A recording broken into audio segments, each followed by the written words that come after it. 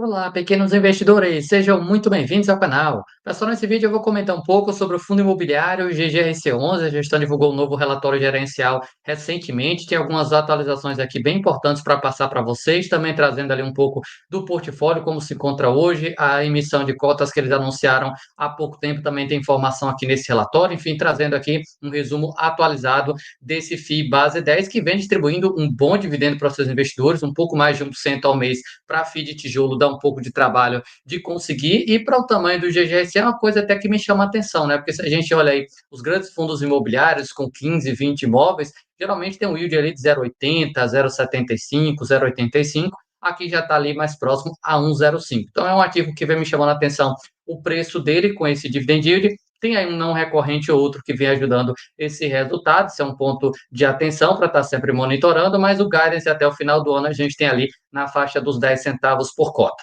Lembra que isso aqui não é de maneira nenhuma recomendação. Se o vídeo for útil, não esquece o like também. Peça a sua contribuição. Chegou pela primeira vez, se inscreve. Ajude o canal a atingir a meta de 20 mil inscritos até o final do ano. Se já é inscrito, já é membro, compartilhe esse vídeo. É bem importante aí para o crescimento do canal.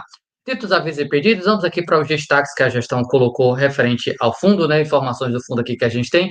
Patrimônio de 1,6 bi, sendo que a gente tem aí essa emissão, valor patrimonial de R$ 11,05. Não tivemos ainda uma atualização, uma reavaliação patrimonial, né? Com todas essas movimentações que eles fizeram um pouco mais recente. Acredito que em breve a gente deve ver aí esse VP crescendo um pouco com essas reavaliações. Tem que esperar, né, de fato, mas eu fico no voto aí de que a gente pode ter um crescimento. Taxa de administração 1,10% ao ano. Prazo médio dos contratos aqui a gente tem quase 6 anos, e o volume, a liquidez dele aí vem sendo bastante forte. É um fundo que vem crescendo bastante aí nessa parte de liquidez.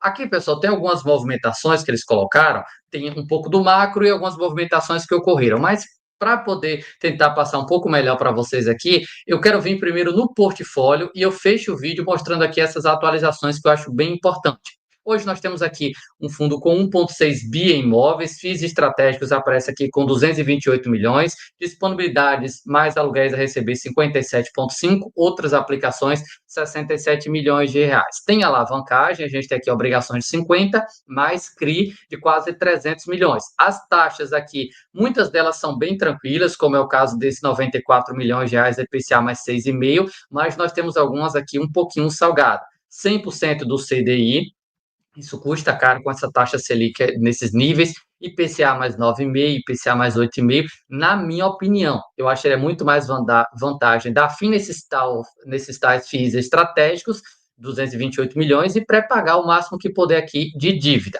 Eu vejo muito mais retorno, pelo menos reduzir o risco para investidor, em termos de alavancagem, né? Eu veria mais vantagem.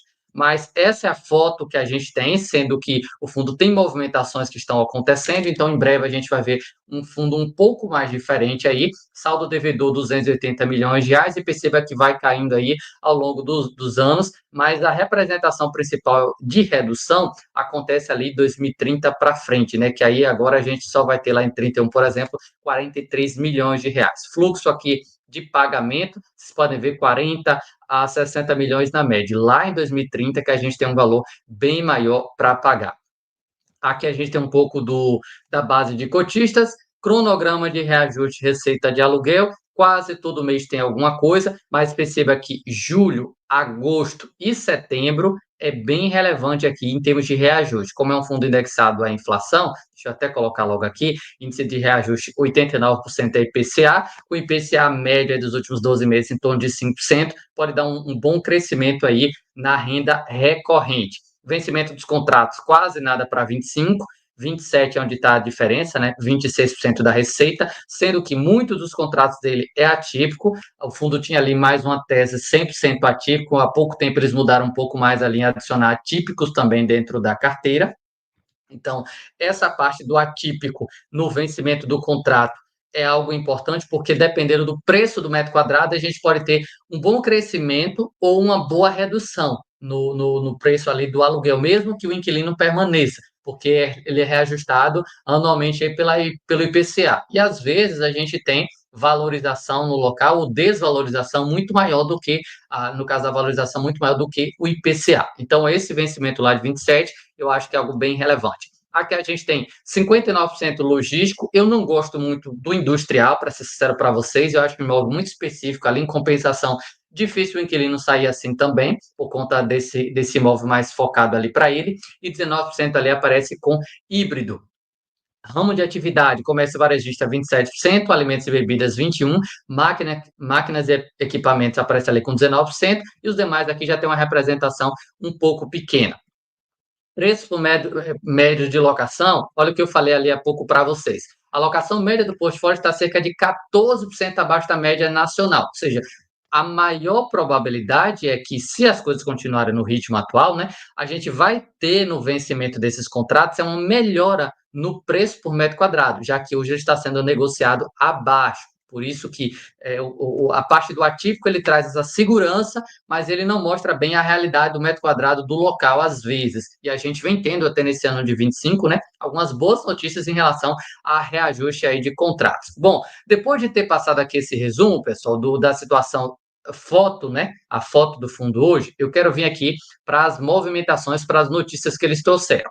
Primeiro, em relação ao GGC, o fundo deu início à 10ª emissão de cotas e apresentou uma carta de intenção para aquisição do ativo, na realidade, né, do VTLT, um monoativo. É um inquilino ali, se não me engano, é a Renault, que está dentro desse imóvel, um contrato ali que tem um prazo longo, mas ele vai virar típico em breve, mas me parece que é um imóvel ali bem interessante para o inquilino permanecer por um bom tempo, mas é algo aí para a gente monitorar. Tem que esperar também ali os cotistas, né, do VTLT aprovar tudo isso, né? A gestão também foi consultada sobre possível venda de pacote de ativos GGRC. Isso é notícia, pessoal. Pacote de ativo para outro fundo imobiliário. Quem sabe a gente vê a gestão sendo ativa nessa parte de venda também, né? Eles estão sendo bastante ativos em compra. Vamos ver se vai ser na parte de venda também, com um bom ganho de capital, quem sabe aí para o investidor, sendo que, se é para outro fundo imobiliário, na minha opinião, tem cara de se pagar com cotas, até como a gente vem percebendo nos últimos meses aí, muito fundo fazendo isso, como é o caso até do próprio GGRC. Então, essa parte aqui a gente deve ter notícia em breve. Aproveito para fazer o convite, destaques do dia, de segunda a sexta, 17 horas aqui no canal. Tem atualizações sobre os ativos, né? Fatos relevantes, relatórios, dividendos, e com certeza, quando o GGC trouxer a notícia, vai ter comentário aqui no canal. Fato relevante da 10ª emissão, o fundo anunciou 299 milhões de reais, a um preço de emissão ali de VP, né, que é R$ 11,92. A emissão pode chegar até 706 milhões de reais, devido para atender atual excesso de demanda. Vamos ver se de fato chega a tudo isso mesmo aí por conta dessas propostas que eles vêm recebendo. Aqui tem a questão do VTLT que eu já havia passado para vocês. Houve o pagamento de preço aqui referente a um imóvel que eles compraram há pouco tempo, e tem mais uma outra parcela aqui de 13,9 milhões para pagar no final do ano. O fundo tem caixa para poder fazer frente a isso. Teve mais uma movimentação aqui referente ao imóvel Mills, última parcela do preço referente ao imóvel locado para Mills, localizado aqui na Bahia, 1,5 milhão, foi pouco dinheiro. E posições estratégicas do fundo. Aqui a gente tem o AAA, que eles têm 35%, guarda essa informação que é bem importante, a Urb 11,33%, e o próprio VTLT ali, que eles já querem fazer aquisição, né, que se for tudo bem sucedido ali.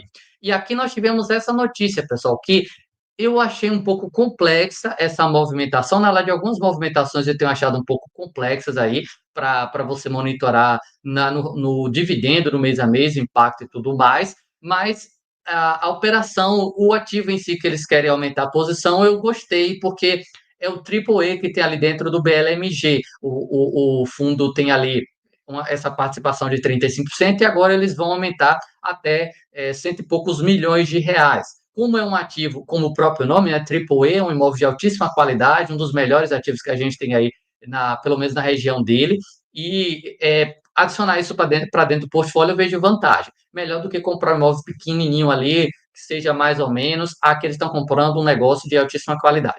Para tanto, o fundo subscreveu cotas de um fundo de investimento multimercado, FIM, veículo que figura como principal lista do AAA.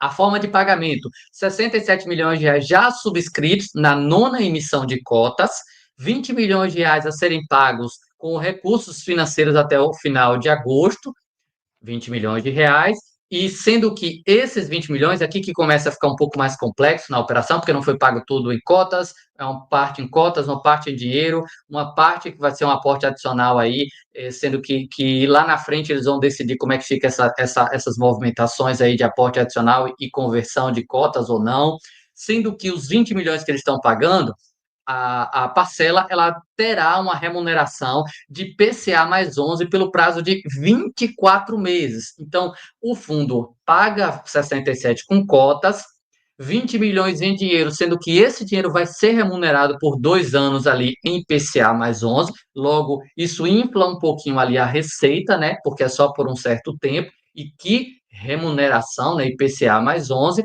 A parte das cotas ali que ele subscreveu, né, vai ter o retorno normal, né, do próprio AAA, e opção de aporte adicional de até 20 milhões até o final de dezembro, que, como eu disse, né, eu acho vantagem o ativo, eu gosto muito do ativo. Acho que tem uma qualidade muito boa para carrego. Para viabilizar essa operação, aqui tem uma movimentação que eles fizeram. E otimizar o caixa do GGSC foi estruturada uma emissão, 50 milhões de reais, taxa após fixada, 100% do CDI sem carência e multa de pré-pagamento, com prazo de 5 anos. Então, eles fizeram uma operação aqui que, para não queimar o caixa que ele já tem, porque já tem necessidade de utilizar ele pensando nos próximos meses, a gestão fez aí esse CRI, né? E o custo dele, por enquanto, é altíssimo, 100% CDI, né? Com a taxa Selic nos níveis atuais. Só que é como até eles colocam aqui uma espécie de hedge, né? Durante esse período que ele está pagando 100% de CDI, ele está tendo uma remuneração de PCA mais 11. Só que esse CRI não tem multa para pré-pagamento. Então, eles montaram uma operação já pensando em pagar o mais rápido possível. Então, olhando aí num curto prazo, talvez a gente possa ver uma emissão futuramente ou até uma venda de ativo e eles já resolvam pré-pagar esse negócio. Por isso que a gente viu ali na alavancagem dele essa parte aqui do CDI. Se a Selic também despencar, ajudaria demais o custo dele, mas não é assim tanto dinheiro, 50 milhões de reais. Mas de qualquer forma, tá aí essa operação que eles querem fazer para aumentar a posição do AAA, algo ali em torno de um pouco mais de 100 milhões de reais. E aí ele tem aqui para baixo a aplicação dos recursos captados por meio do CRI está prevista para ocorrer taxas mais atrativas a seu custo. A operação será caracterizada na prática como um hedge natural. A estimativa ao final do prazo da operação é realizar um pré-pagamento do CRI, que foi o que eu falei aqui. E aqui a gente pode ver prazo de até 24 meses. No final, pode retornar o valor ao GGRC ou converter em cotas do AAA. Então, lá no final, vão ter as negociações aí para ver como é que fica toda essa operação. Então é um negócio um pouquinho mais complexo, na minha opinião, mas de qualquer forma a gente tem aí o fundo aumentando posição em um ativo que eles consideram bem relevante. Bom, pessoal, acho que eu consegui passar aqui de forma rápida